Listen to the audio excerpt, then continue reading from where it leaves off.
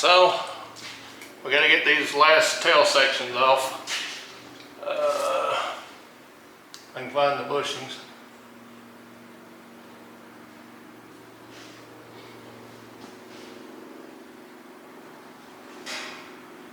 Where is it? There it is.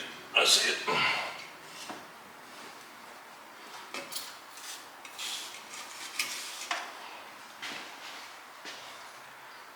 These last ones are kind of usually harder to get to, so I saved them for last. They're a little more twisting and tweaking to try to get these out.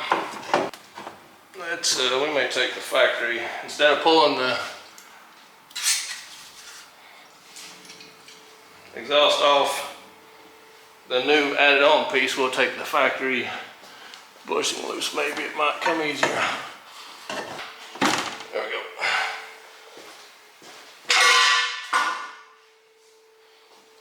Wow, this thing was on there.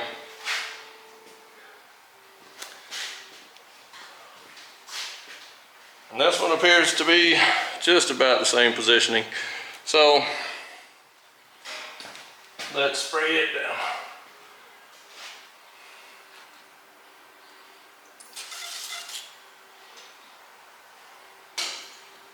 Maybe it won't be as much trouble for this one.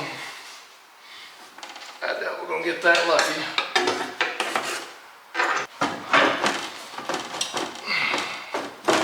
There we go.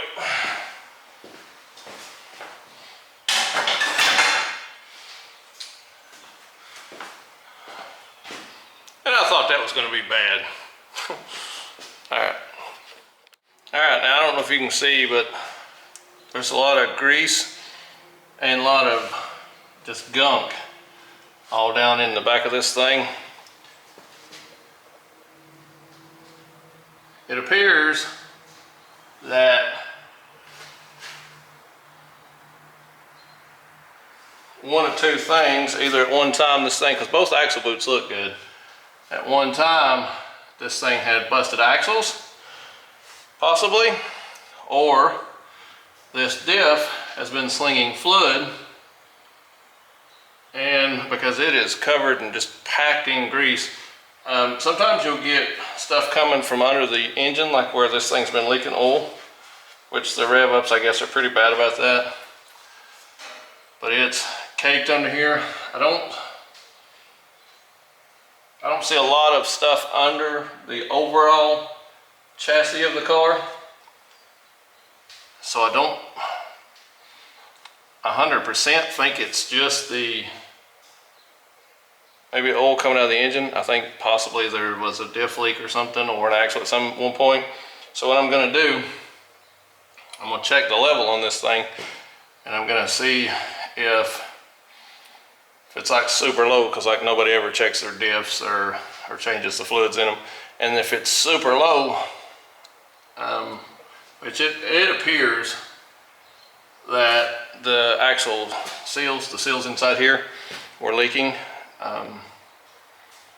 So we'll probably have to end up changing axle seals in this thing. That's what it looks like to me, but I still wanted to go through the motions of checking the axles, checking, you know, the diff fluid, and to feel a little better. But you know, I'll probably change them anyway because of the way it looks. But at least I'll know. I'll feel confident that it was that, you know, versus because if it's not that, obviously the engine had a problem. But at the same time, you know, once the engine comes out and everything's good and clean, where's the transmission fluid at? You know, I may have had a transmission leak in this car at one time. And then this boot's got to be replaced with the aluminum. It's busted up pretty bad. So I'm definitely going to change it. So, all right, here we go. All right, so let's say you got a 350Z or a G35, and you can't tell what edition it is. It's hard to tell in some of them. I've noticed track editions, enthusiasts. I mean, there's several different ones. All right, and you want to know if you got LSD, limited slip differential. Okay, here's how you can figure that out. All right, so if you'll watch the tires, see how they're both going to turn? all right, but how I can still turn one individually. So they're pretty much trying to be turned at the same time. So if I go one direction and they both go that same direction, I have a limited slip. If I turn one way, if I turn this down and that wheel goes forward, then what you end up having is an open diff. So if you turn this one and the other one goes a different direction, it's definitely open diff. They both want to go the same direction if you want the limited slip. You can watch that one going down, that one starts turning. So this is a limited slip differential in this G35. Well, if you're like, well, what if it's welded? It's going to do that. Absolutely, I agree. But if it's welded, you won't be able to hold one and turn it. See what I'm saying? So with the welded diff, they 100% will go. Wherever one goes, the other one will follow when they're welded. So if you buy a car and you don't know if it's welded or not, which in a welded diff, you drive it for 2 seconds and you know it's welded. You can tell. But just if you wanted to know whether your car's limited slip or open diff, that's a way you can tell. It's definitely a sign of a bad axle when you pull the actual piece out and the whole shabazz comes apart here. Yeah, so we definitely have bad axles. Ah, that's nasty. So I gotta get something to clean this mess up. And there's 6 axle nuts on the axles. There's 6 on each side, and they'll have a lock washer. Well, not a lock washer, but an actual, yeah, it's an actual lock washer. So you'll have 6 of those on each side to turn the rear axle, or the rear axles loose from the rear diff. And the way I do it, I'll go through and I'll break them all loose, and then I'll come back with the socket and I'll just spin them right off with the socket and the impact and drop them all over the floor. But yeah, they're pretty easy to take off. You can get it with a ratchet. It's no big deal. But I like to use all the power tools I can. Get all your axles or your axle bolts out. After you get all those out, sometimes you have to wedge something in between the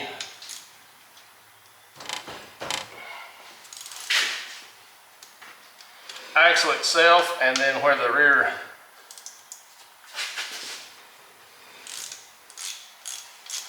see, they're not super tight,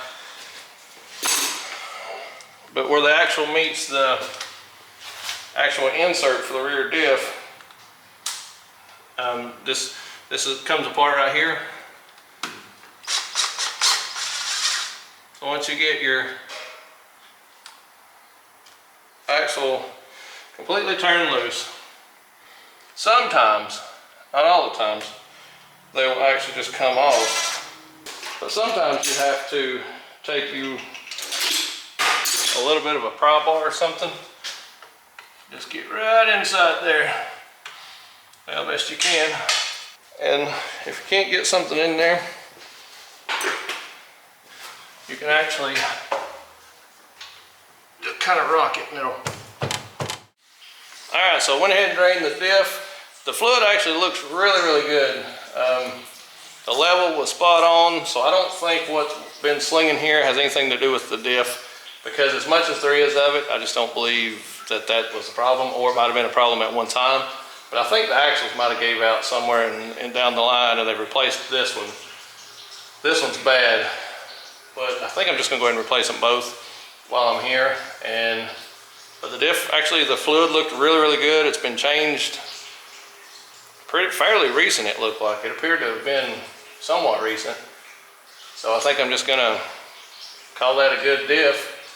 we'll finish taking it out, get it dropped down. We'll get our welded diff, and once we get, I actually have to pull this actual insert piece out, put my aluminum piece in, and get it installed. Once I get it installed, I'll be ready to go ahead and put the rear diff in and bolt it up. That way I have my welded diff in it, and then probably Monday I'll get axles, new axles and stuff, and finish changing the axles out and get all that done. So, all right, so I got the rear diff out, and now I'm going to work on this bushing. Evidently it's a pain in the butt to get out, so I'll probably have to take the rubber grommet piece out and then take a sawzall or something and cut that, the actual ring that it lives in, and knock that out, and then put my piece in. So that's probably going to take a while, so I probably may not film that. So, but that's what I'm going to be working on for.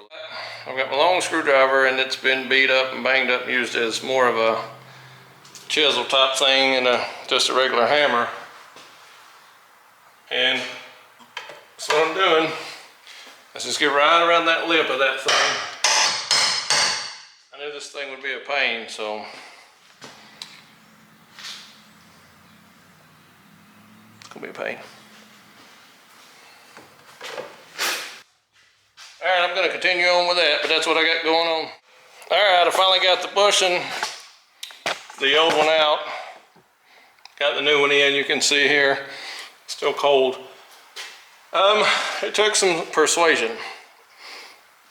Not gonna say it was an easy job by no means.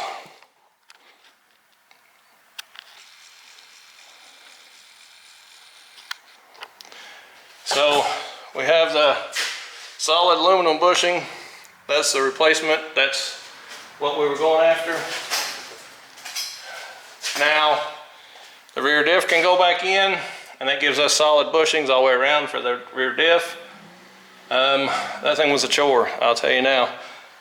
If you don't have a few tools handy, it would probably be easier with a torch just to cut it out. You know, just take it and just blow through it and all that. They actually make a kit. I think you can order that. It's like $100 and something bucks. It's supposed to pull it out. I don't know how that would have worked, because I had to earn this one. It was rough. But it's out. The new one's in. And we got her ready to go. So I'll probably get the rear diff, get it set up on the jack stands, get it ready to lift up in there, and see how far I can get before I call it a day. I'm not far from it now, but I'd like to at least get the diff setting on the jack stands. I got to put axles in it anyway at some point, so I'm not going to be completely done, but I still have to get the white truck cranked and get it back in here. So I'm going to work a little more, try to get at least the diff set up on the jacks. Then we'll see if we can't get that diff in there. All right, here we go. All right, so we finally got the welded diff in the G35. I've spent all day, I hadn't worked on a lot or videoed a lot. I've spent all day trying to find an engine for this car, for the G35.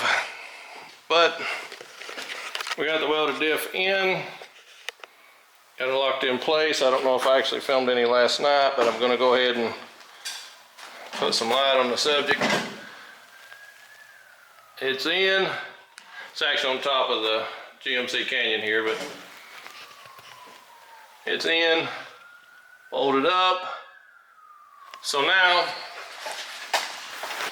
we get a couple of axles to put in this thing. Once we get the axles in the thing, we'll be ready to, I guess, go ahead and start pulling the transmission, getting ready to put a motor in it, but we have to find a motor in the meantime.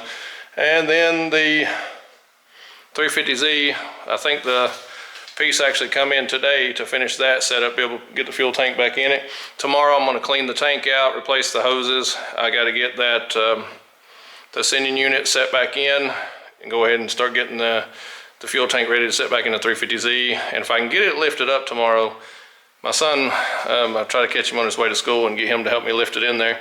So we'll get it set in. I'll try to film as much of that as I can. Once we get the fuel tank in, the rear diff, get it all in and bolted up, that thing will be ready to go to its new owner. And I'll be calling him about bringing me some more monies and get the exhaust and everything put on. I still got to do all that. And then I should be trying to move the Subaru Outback Sport over there to start pulling that engine out. That's a flip car, but it's got to happen. I think that's the next thing, the next step of where we're at. I didn't film much today, like I said, so I'll actually try to include some tomorrow of, you know, this information and the view of the rear diff. And like I said, probably pick up tomorrow and start on that 350Z, getting all that stuff, you know, buttoned up or whatever, at least cleaned up and the hoses replaced and all that. So I've got a game plan of what I want to do there. Now it's just manpower to get it lifted up in there and buttoned up. So all right, stay tuned.